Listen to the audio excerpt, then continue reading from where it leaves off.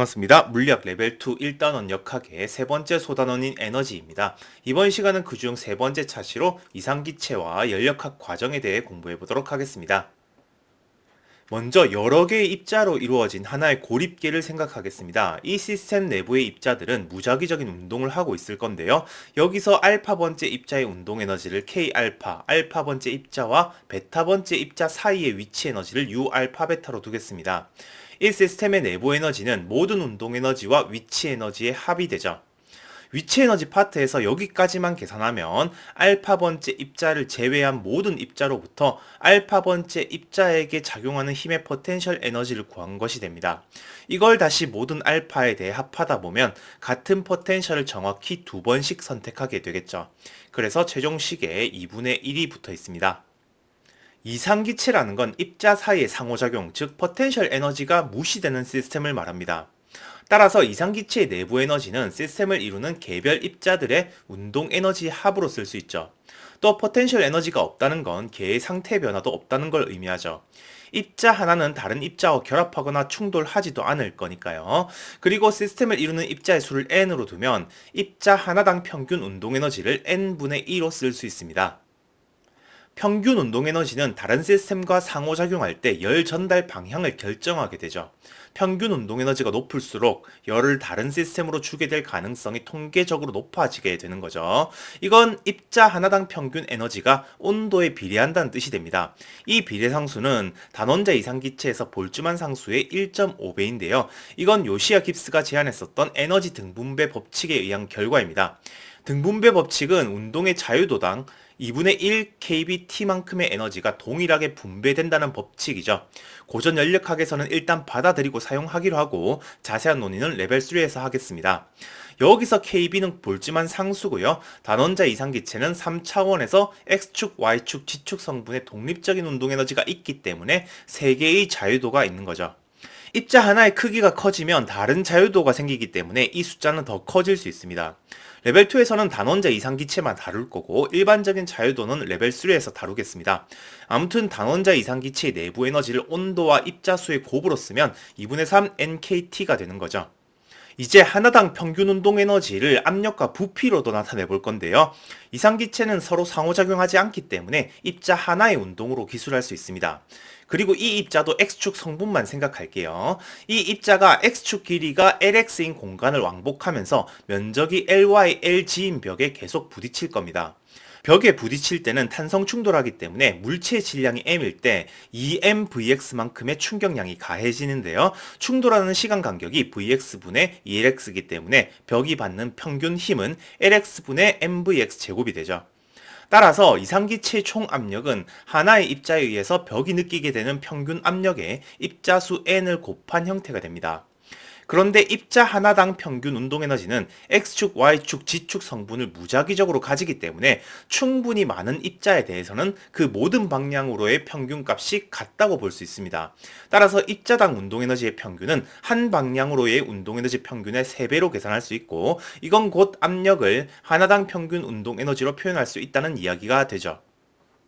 결국 이상기체의 내부 에너지를 압력과 부피로도 표현할 수 있게 되고요. 이 결과는 등분배 정리로 얻어낸 온도와의 관계를 이용해서 이상기체가 가져야 할 방정식인 이상기체 방정식을 얻을 수 있습니다. 이건 단원자 기체에서만 성립하는 게 아니라 이상기체기만 하면 성립하기 때문에 이상기체 방정식이라 부르죠.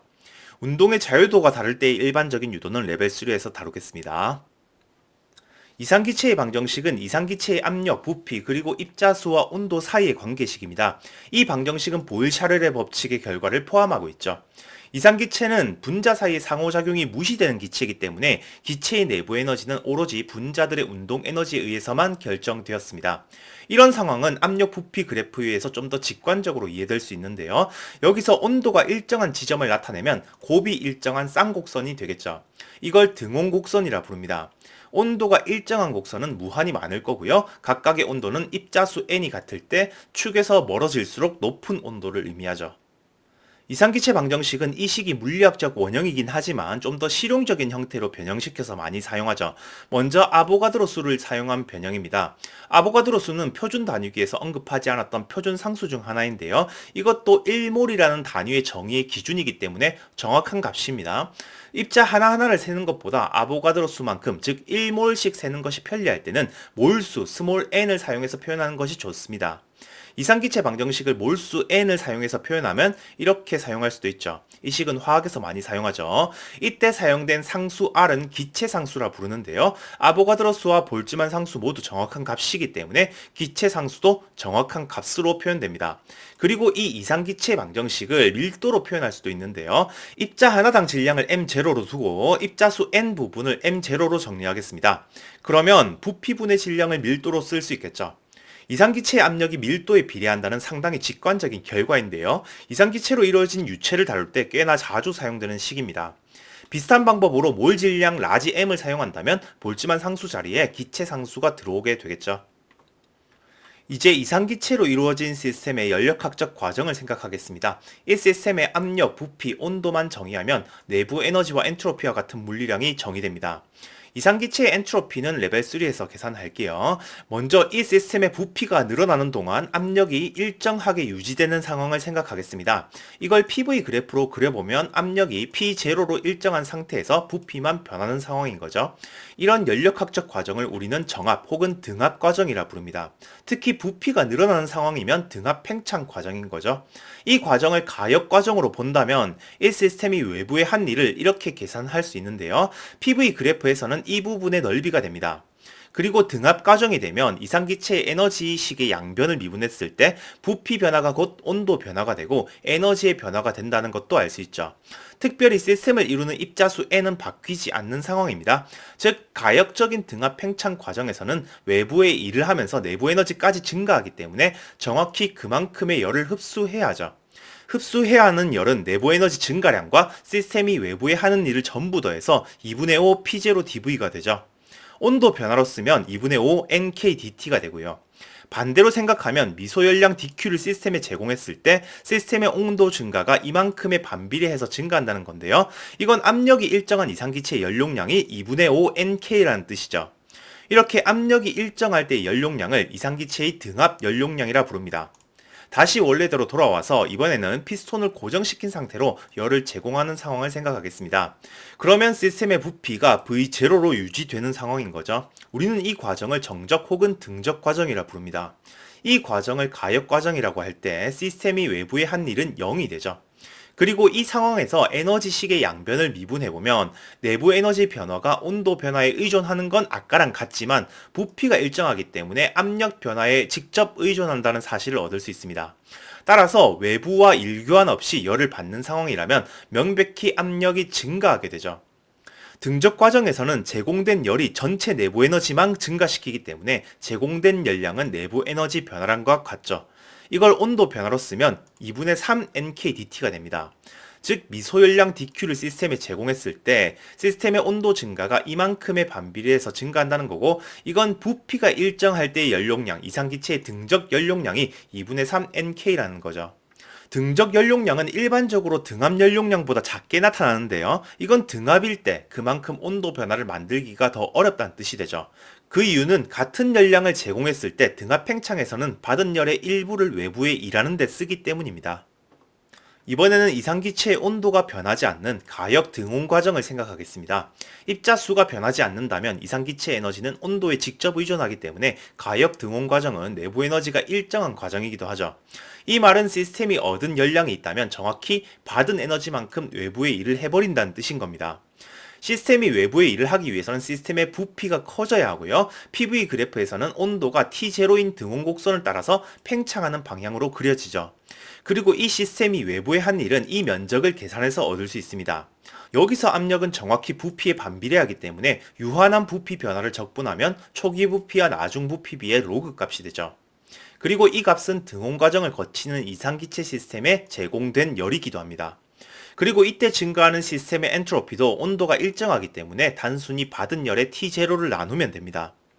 이번에는 이상기체 시스템이 외부와 열교환하지 않는 상태에서 부피가 변하는 가역 단열 과정을 살펴보겠습니다. 가역 단열 과정은 엔트로피가 변하지 않는 과정이기 때문에 내부 에너지는 시스템이 외부에 한 일만큼 감소하게 되죠. 그러면 에너지식에서 압력과 부피로 표현된 부분을 미분한 다음에 두 식을 연립하면 이런 식을 얻을 수 있는데요. 양변을 적분해서 압력과 부피의 로그의 합이 일정 혹은 지수 형식으로 써서 PV의 3분의 5승이 일정하다는 결론을 얻을 수 있습니다. 우리는 PV 그래프에 그려지는 PV의 3분의 5승이 일정한 곡선을 등 엔트로피 곡선이라 부르는데요. 등 엔트로피 곡선은 등온 곡선에 비해서 항상 부피 방향으로 더 가파르게 나타납니다. 이건 직관적으로 생각해봐도 당연한 결과인데요. 만약에 시스템이 단열 팽창을 하고 있다면 시스템이 외부에 이만큼의 일을 하기 때문에 내부 에너지가 작아지고 그만큼 온도가 감소해야 하기 때문에 등온 곡선보다 더 가파른 모습이어야 합니다. 그리고 지금은 부피 부분에 쓰여있는 이 지수항이 3분의 5가 나왔는데요. 이 결과는 정적 연료량과 정압 연료량의 비인 비열비와 같습니다. 따라서 항상 정적 연료량보다 정압 연료량이 크기 때문에 지수 부분도 항상 1보다 크게 나타나죠. 이것도 전부 레벨 3에서 일반화할 겁니다. 단열 과정에서 시스템이 한 일은 이 식으로부터 직접 적분해서 얻을 수 있는데요. 그 결과는 정확히 내부 에너지 변화와 동일한 결과로 나타납니다. 레벨 1 때 사용했던 예제를 활용해서 용수철이 달린 피스톤의 왼쪽 공간에 이상기체가 채워져 있는 상황으로 계산해 보겠습니다. 용수의 상수는 K이고 이상기체의 압력은 P, 부피는 V입니다. 피스톤의 단면적을 A라고 하면 평형 상태일 때 기체가 피스톤을 미는 힘의 크기가 정확히 탄성력의 크기와 같을 겁니다. 여기서 X0는 현재 상태에서 용수철이 압축된 길이죠. 여기서 시스템에 열 Q를 제공해서 용수철을 X만큼 추가로 압축시키고 시스템의 부피를 AX만큼 증가시키는 상황을 생각하겠습니다. 그러면 용수철의 탄성력은 KX만큼 더 증가하게 될 거고 평형을 이루기 위해서 시스템의 압력은 P 플러스 A분의 KX가 되겠죠. 우리는 레벨 1에서 이 예제를 다룰 때 시스템이 한 일만큼 용수철의 탄성 포텐셜 에너지를 증가시킨다는 걸 이용해서 시스템의 내부 에너지 변화를 계산했었습니다. 여기서는 이 시스템을 이상기체로 두고 좀 더 깊게 계산해 볼게요. 그러면 이상기체 시스템의 압력 부피 그래프부터 그려봐야겠죠. 처음 압력과 부피는 PV였고요. 용수철이 압축된 후에는 이렇게 바뀝니다. 이 과정에서 이상기체가 외부에 한 일은 상태가 어떤 경로로 바뀌었는지에 의존하는데요. 일단 가역 과정으로 진행됐다면 매 순간 평형을 이루는 준정적 과정을 거치기 때문에 PV 그래프에서 이 경로를 따르게 되겠죠. 그러면 이상기체가 외부에 한 일은 이 부분의 넓이가 됩니다. 직접 넓이를 구해보면 앞에서 구했던 용수철에 저장된 에너지와 같다는 걸 확인할 수 있죠. 시스템이 이상기체로 이루어져 있기 때문에 압축 전후의 내부 에너지 변화도 계산할 수 있을 거고요. 내부 에너지 증가량과 외부의 한 일을 더해서 기체에 제공된 열도 계산할 수 있습니다. 역시 레벨 1 때 들었던 예시로 하나 더 연습하겠습니다. 피스톤으로 구분된 두 영역에 압력과 부피, 온도가 PVT로 똑같은 이상기체를 채워넣고 왼쪽 기체에 열 Q를 공급하는 상황입니다. 피스톤은 단열되어 있기 때문에 두 기체의 온도 차이가 있더라도 열의 이동이 일어나지 않고요. 자유롭게 움직이는 상황으로 가정하겠습니다. 기체 사이에 열 교환을 하지 않는다는 말은 두 기체의 온도가 독립적으로 변한다는 뜻이고요. 피스톤이 자유롭게 움직인다는 말은 가역 과정이라면 매 순간 평형을 유지하기 위해서 두 기체의 압력이 항상 같도록 유지된다는 뜻이죠. 이 경우는 시간이 지나면서 왼쪽 기체 압력과 온도가 커지기 때문에 결국에 왼쪽 기체의 부피가 늘어나게 될 겁니다. 그래서 최종 압력은 P 파이널로 두 기체가 같도록 잡고요. 이때 왼쪽 기체의 증가된 부피를 델타 V로 잡겠습니다. 그러면 자동으로 오른쪽 기체의 부피가 델타 V만큼 작아지겠죠. 그러면 왼쪽 시스템이 오른쪽 시스템에 한 일이 생기는데요. 이 과정을 가역 과정으로 보면 왼쪽 시스템이 한 일과 오른쪽 시스템이 받은 일이 같기 때문에 각 시스템의 에너지 변화는 이렇게 되고요. 이건 전체 시스템의 에너지 변화가 투입된 열과 같다는 걸 말해줍니다. 여기까지는 레벨 1에서 이미 공부했던 내용입니다. 그리고 이 과정을 거치면 최종 온도는 두 기체가 다를 수 있기 때문에 왼쪽 기체의 온도를 T1, 오른쪽 기체의 온도를 T2로 두겠습니다. 이 과정은 가역 과정이기 때문에 압력 부피 그래프를 그려볼 수 있는데요. 처음 상태는 압력 P, 부피 V로 같았는데 오른쪽 기체는 왼쪽 기체로부터 이를 받아서 단열 압축 과정이 진행됩니다. 그리고 연력학 과정이 진행되는 동안 항상 압력이 같고 해당 압력에서 부피의 합이 일정해야 하기 때문에 왼쪽 기체는 정확히 오른쪽 기체의 과정과 선대칭되는 과정을 거쳐야 합니다. 그러면 처음 온도와 나중 온도에 해당하는 등온 곡선도 그려볼 수 있겠죠. 오른쪽 기체는 단열 과정을 따르기 때문에 압력과 부피의 3분의 5승의 곱이 일정한 지점들이죠. 따라서 최종 도달 압력을 계산할 수 있습니다.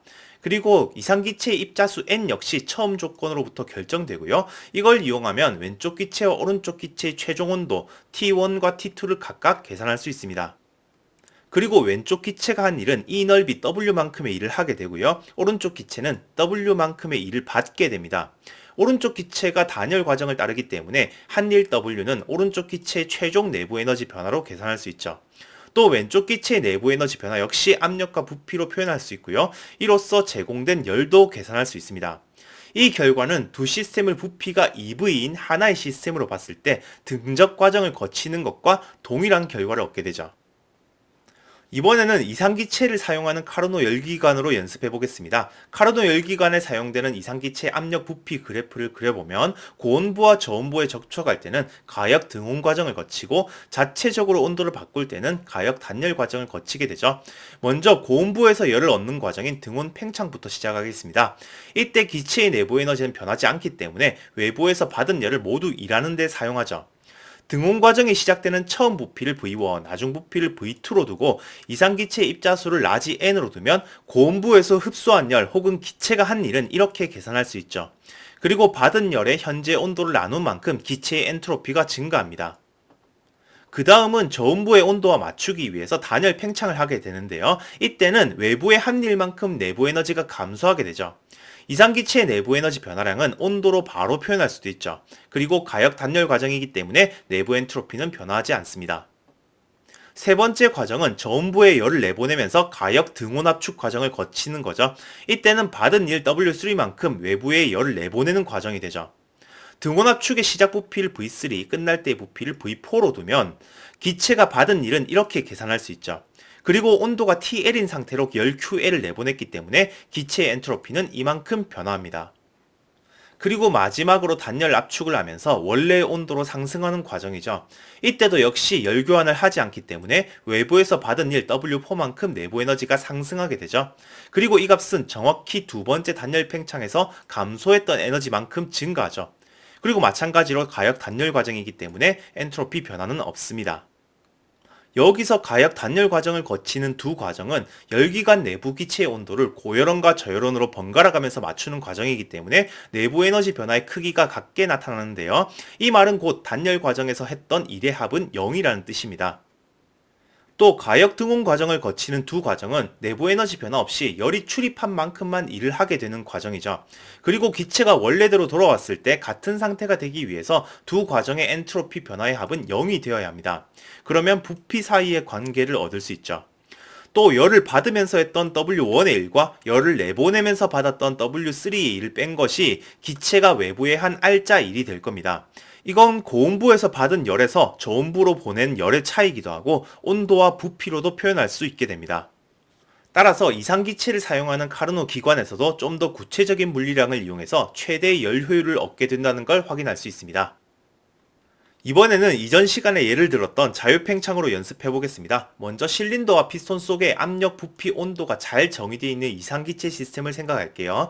그리고 피스톤이 갑자기 늘어나서 최종적으로 부피가 V파이널로 바뀌는 자유팽창 과정을 거쳤다고 두겠습니다. 그러면 받은 열도 없고 한 일도 없기 때문에 내부 에너지는 변하지 않게 되고 이게 이상기체 시스템이기 때문에 이건 온도가 처음과 동일하게 나타난다는 이야기입니다. 자유팽창은 과정이 준정적이지 않은 비가역 과정이기 때문에 PV 그래프 상에서 과정을 그릴 수는 없지만 처음 상태와 최종 상태는 평형을 이루기 때문에 등온곡선 위에 서로 다른 두 지점이 된다는 걸 표현할 수 있습니다. 그러면 최종 압력도 알 수 있죠. 과정이 가역적이지 않아서 어떤 연력학적 경로를 거쳤는지 여기서 따질 수는 없지만 어떤 과정을 거쳤든지 최종 에너지와 엔트로피는 결정되기 때문에 엔트로피 계산을 위해서 가상의 가역 등온 과정을 상상해 볼 수 있습니다. 가역 등온 과정은 바로 앞에서 계산했듯이 받은 열만큼 일하는 과정이고 최종 엔트로피 변화가 이렇게 되는 거죠. 이미 주어진 변수로 바꾼다면 이렇게 바꿀 수 있고요. 자유팽창 과정은 당연히 가역 등온 과정과는 완전히 다른 과정이지만 결과적으로 이상기체가 도달하는 최종 상태가 같기 때문에 상태함수로서의 엔트로피 변화는 가역 과정일 때와 완전히 동일합니다. 즉 열을 넣지도 않았는데 엔트로피가 증가한다는 비가역 과정에서의 부등식을 다시 한 번 더 확인할 수 있는 거죠. 마지막으로 유체랑 결합한 문제로 연습하겠습니다. 먼저 밀도 로제로 온도 T가 모든 곳에서 일정한 값인 액체가 일정한 중력장 속에 놓여 있다고 생각하겠습니다. 액체 내부에서 부피가 V고 밀도가 로인 공기방울을 생성했을 때 공기방울은 부력에 의해서 상승하게 되겠죠. 일단 이 공기방울을 이루는 입자 하나당 질량을 스몰 m으로 두고 이상기체로 취급할 수 있다고 가정하겠습니다. 그리고 h만큼 상승했을 때 여러가지 물리량을 구해볼게요. 일단 시작점에서의 압력은 m분의 로케이트이죠. 이걸 pi라 두겠습니다. 공기방울이 도착한 지점의 압력은 아래쪽보다 로제로 GH만큼 작죠. 이걸 PF라 두겠습니다. 이 과정이 어떻게 진행되었느냐에 따라서 연력학적 물리량이 달라지겠지만 이 상황이 매우 천천히 일어나면서 공기방울의 온도가 유체 온도 T와 매 순간 평형을 이루는 가역 과정을 생각해 보겠습니다. 이 상황을 압력 부피 그래프로 그려보면 등온 과정을 거치는 공기방울의 최종 부피를 구할 수 있습니다. 공기방울이 전체 질량을 바뀌지 않았으니까 최종 밀도는 부피에 반비례하는 값으로 얻을 수 있죠. 또 이 과정에서 공기방울이 외부 액체에게 한 일도 구할 수 있습니다. 이 일은 공기방울이 온도를 유지하기 위해서 외부 액체로부터 받은 열의 양으로도 볼 수 있죠. 이 과정에서 공기방울이든지 액체든지 모두 온도가 T로 유지되고 있기 때문에 열교환에 의한 엔트로피 변화도 계산할 수 있습니다. 물론 전체 엔트로피 변화는 0이 되죠. 이건 처음부터 가역 과정을 가정했기 때문입니다. 정리하겠습니다. 이번 시간은 입자 간의 상호작용을 무시하는 이상적인 기체인 이상기체의 내부 에너지를 공부했습니다. 오직 운동 에너지만으로 내부 에너지가 결정되기 때문에 에너지는 온도에 직접 비례했고요. 이상기체 방정식까지 이용해서 단원자 이상기체일 경우의 내부 에너지를 2분의 3 PV 혹은 2분의 3 NKT로 표현할 수 있었습니다. 또 이상기체의 등온 과정과 등합 과정이 가역적으로 일어나는 경우에 연용량을 구해봤고요. 이걸로 단원자 이상기체 비열비가 3분의 5가 되는 걸 확인했습니다. 그리고 몇 가지 예제를 통해서 이상기체의 연력학적 과정을 연습했는데요. 압력 부피 그래프에 나타나는 등온 곡선과 가역 단열 곡선의 모습을 이용해서 이상기체의 압력, 부피, 온도, 내부 에너지, 엔트로피와 같은 연력학적 물리량을 좀 더 직관적으로 이해할 수 있었습니다. 이번 시간은 여기까지 공부하겠습니다. 감사합니다.